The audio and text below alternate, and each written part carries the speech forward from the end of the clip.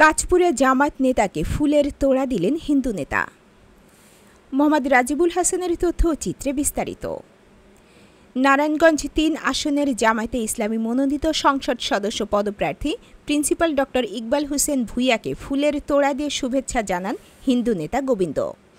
আজ ১৮ সেপ্টেম্বর ২০২৫ তারিখ সোনারগাঁ উপজেলার কাঁচপুর ইউনিয়নের ৯ নম্বর ওয়ার্ড বাঘরিতে হিন্দু সম্প্রদায়ের সাথে জামায়াতে ইসলামীর এক মতবিনিময় সভা অনুষ্ঠিত হয়।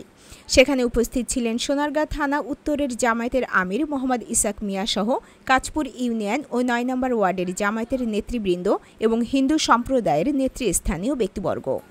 নারায়ণগঞ্জ ৩ আসনের জামায়াতে ইসলামী মনোনীত সংসদ সদস্য পদপ্রার্থী প্রিন্সিপাল ড.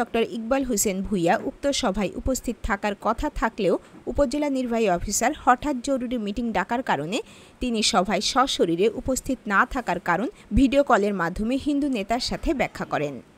সোনারগাঁ থানা উত্তরের জামায়াতের আমির মোহাম্মদ ইসাক মিয়া বলেন, আমাদের মসজিদ তো পাহারা দিতে হয় না, তাহলে পূজার সময় হিন্দুদের মন্দির কেন পাহারা দিতে হয়? তিনি আরও বলেন, আমরা নিরাপদ রাষ্ট্র গড়ে তুলতে পারিনি। জামায়াতে ইসলামী ক্ষমতায় আসলে সাম্যের ও সম্প্রীতির দেশ গড়ার অঙ্গীকার ব্যক্ত করেন।